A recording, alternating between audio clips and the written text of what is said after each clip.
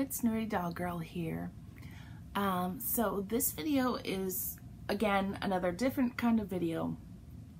I mostly make doll videos, but sometimes I like to do different kinds of videos just because I like being able to talk about stuff with you guys. So I just want to talk about how my social anxiety affects me in my life. I know that a lot of people struggle with social anxiety, and so I just thought it'd be nice to have like a little discussion about how it affects me, and maybe other people can see that they are not so alone. So I was a very shy, insecure child. I didn't have very many friends, and the friends that I did have, it was very hard for me to understand them and understand social interactions and social cues from other people. One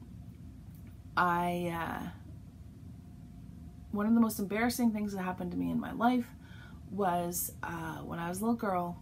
I was invited to a friend's house to go to a birthday party, and when we were having the party, they played Cookie Monster, and the point of the game was pretty much tag. But the way they explained it to me was, you're Cookie Monster and you run around the room and you try and eat cookies. The cookies being the other kids. And in my brain, I heard you need to be Cookie Monster and eat other cookies and eat cookies. So I ran after the kids and I bit the birthday girl. Yeah. So I was really not very socially aware of what I was supposed to do. That did not get any easier as I grew up. I'm a very sensitive person, and quite often people would make jokes or tease me, and I didn't understand what they were talking about. I didn't understand. I thought they were just being mean to me. And it was really, really hard because everywhere I went, I felt like, okay, everybody's laughing about things, and either I'm not getting it or, you know, they're laughing at me. And I mean, I'm sure they did. I mean, everybody gets laughed at in their lifetime. But it was so scary and confusing to me. And quite often I felt alone because I would get upset about things and other people wouldn't understand why I was upset. And then I couldn't understand why they wouldn't be upset about what they did. And to this day, I still struggle with that. And so because of all that upbringing that I've had and all of that conflict and confusion with other people, it has caused a great deal of social anxiety. It's different for every person. I am an introvert. Now, for most people, they don't necessarily understand what an introvert means. They think an introvert is someone who doesn't like people, who doesn't want to go out of their house, who doesn't enjoy any time with anybody. And for some introverts, that is possibly true. But for me, that is not true. Do I hate people sometimes?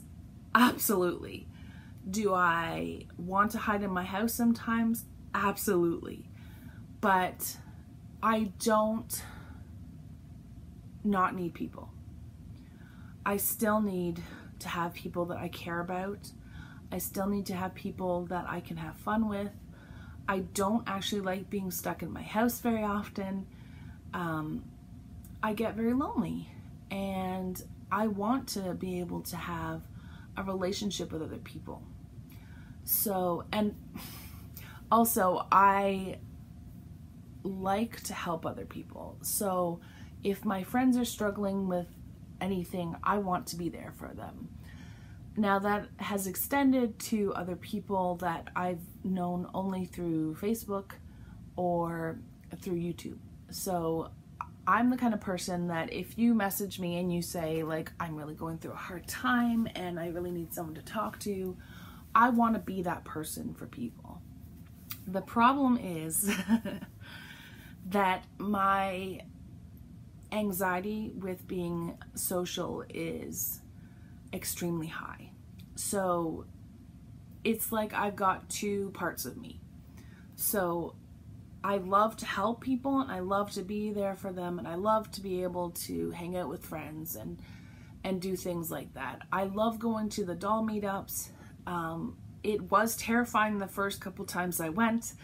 The same with Doll North and any other doll things that I've done, or really anything I've done, but getting together with other people has always been scary for me. But with the way that the world is now and the fact that we have social media, it has been even more challenging. Quite often and these are the most loving, amazing people that you will ever meet. But I have friends and they will message me, and even if it's just, hi, how are you doing? It just causes so much anxiety. So, you know, especially if someone that I care about says, how are you doing today? And if I don't have something amazingly exciting to tell them, then I feel really bad and I get anxious. And if I have something sad to tell them, I feel like all I do is talk about sad stuff. And so I don't want to do that. So if my life is not going the way that I want it to go, or the way I feel like other people want to hear it's going, then it's very challenging for me. So quite often I get fatigued from talking to other people. And with having a social media presence, especially doing YouTube, it is very challenging. You know, like I said, I have so many amazing people that I have interacted with and talked to on Facebook, on YouTube, and it's been amazing. But quite often I do get huge amounts of social anxiety about it.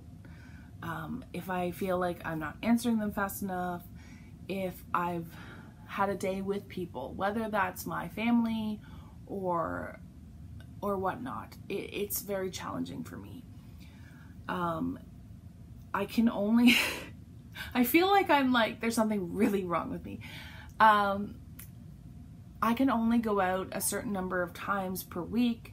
I can only have so much peopling during the week.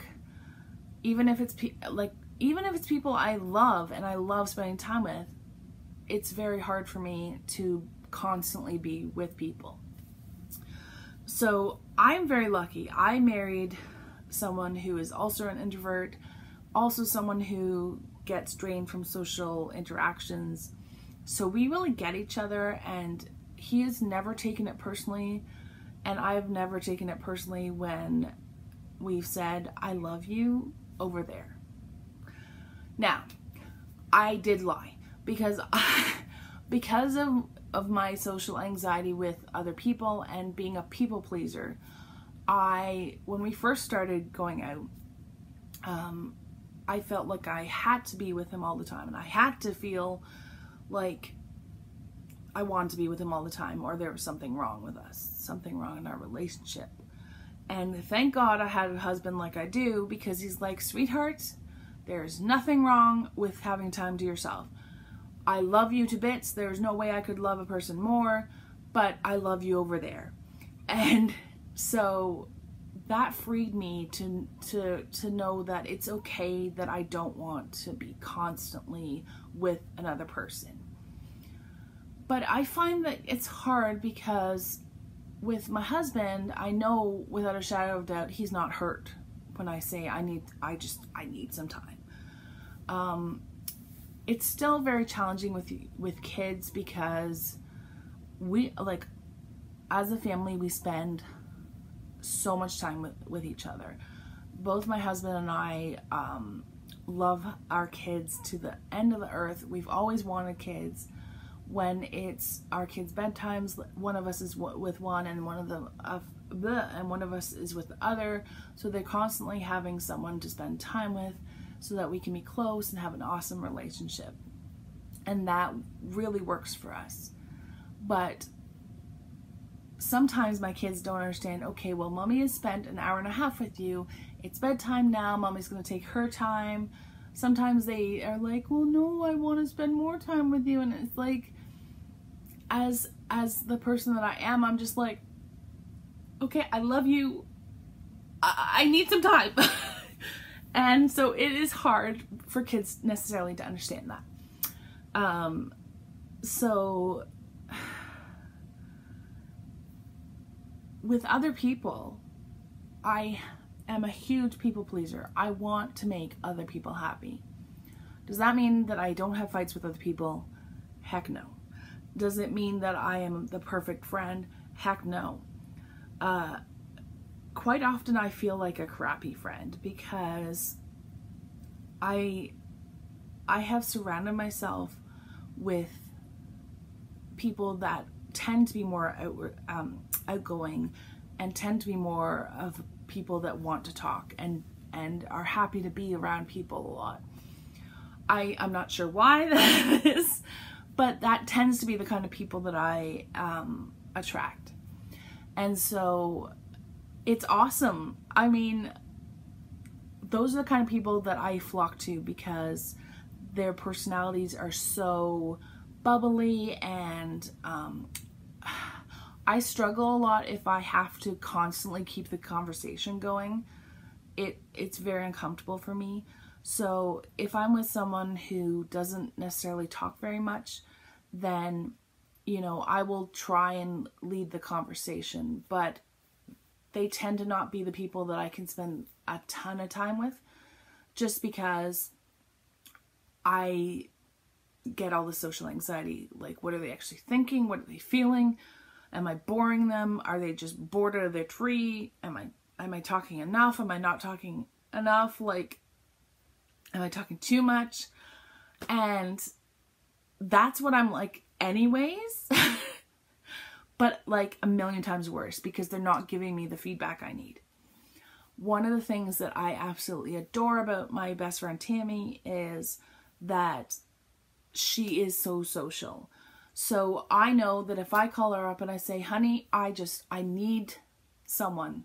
I just need someone to listen to me. I just need someone to take me out and do something or whatnot. She will be there. If I get together with her and I'm like, let's go to, you know, the city 45 minutes away from us. You know, unless she has some big thing she's got to do, she's like, yeah, let's do it, you know? She's just a very positive person for my personality. But the other thing that makes it so good and why we're so close is also she understands if I'm like, honey, I love you, I need my time, you know, or she doesn't, like, I think it's like, she knows that I love her and that there's nothing that is keeping me from wanting to spend time with her. It's just my social limit. I've reached my social limit. And so it's easy with her. I mean, not always, we fight sometimes. It's not always a bed of roses, but 99% of the time it is. Whereas with other people, especially people I don't know very well, I get this huge amount of guilt that if I'm not on all the time or I'm not interesting, like that's the kind of stuff that rolls around in my head. Like, if you are someone with social anxiety, you probably know what I'm talking about. For like my husband, he doesn't really have social anxiety. He's just introverted, and he's like, you know, if he's done, he's done. He doesn't necessarily worry if it offends other people. He's just like, I'm done. This is the point that I'm done with people. Now I'm going to go take my time. And he doesn't sit there and like think, oh my gosh, like I feel so bad because like, what if I hurt their feelings? And what if they think I don't really like them? And what if they think I'm a bitch or a bastard in his case? He doesn't worry about that. And I wish I could be like that, you know? Whereas for me, I go through all of those things. Like, what if they think that I don't really love them? Or what if they think that I think they're annoying? Or what if I talk too much? Or what if, you know? So that is how my social anxiety works. When I was younger, it was really bad. I never went to any parties. Not that I feel like I missed out, but that just was not going to be something I cared to do. If I ever did go to a party, like a birthday party or whatnot, I felt very uncomfortable. And usually you would find me somewhere in the corner with like a dog or a cat or whatever pet they had. Or possibly my one friend, she had a Grammy that would be there a lot, and I would tend to like gravitate towards her because, you know, everybody else is out there like talking and blah, blah, blah, and she's sitting alone, you know, being quiet. And if I couldn't be quiet by myself and kind of hide, then I would hide with her because, you know, I didn't feel like she was going to expect me to be on all the time. And so like going to parties and stuff like that, it was never going to be my thing. And I did lose a lot of friends because I couldn't understand necessarily why they didn't feel the same way. Or I'd embarrass myself by being so concerned about what they were thinking and feeling that I would drive them insane. Like, I know this, but it was like, I couldn't help it. And so it ended up making me feel like I can't do anything. I can't go anywhere. School was hell, but not just for that reason. But I just didn't know how to deal with it. And now that I'm an adult, it is easier in the sense that I chose my family, right? Like, it's not the family I was born into. It was a family that I created myself with in mind what I needed to make me feel safe.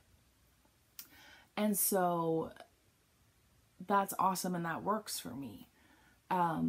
But pushing myself to get out there and pushing myself to be around other people is still constantly a challenge.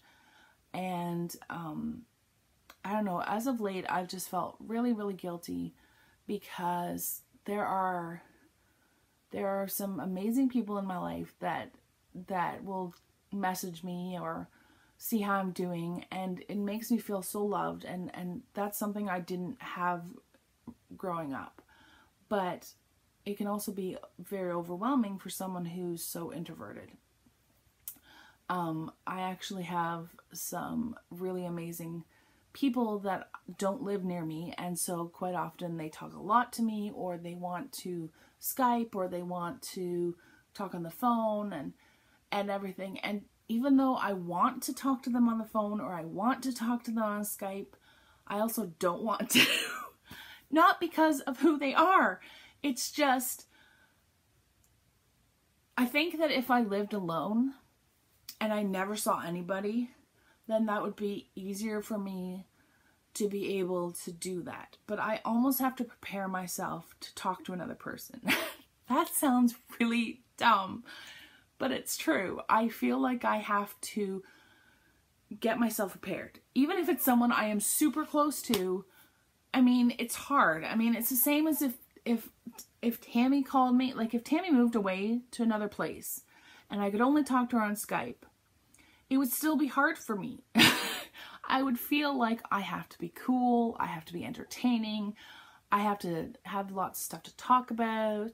What if they're bored?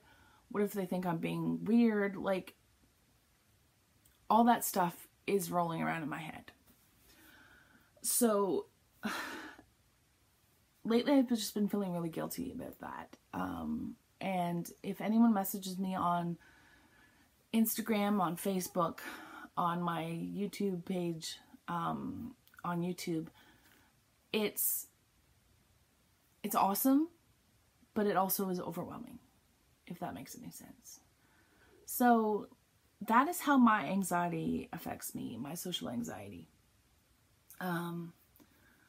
When I meet new people also, that is like heightened by a billion. When I was dating, I sucked at it.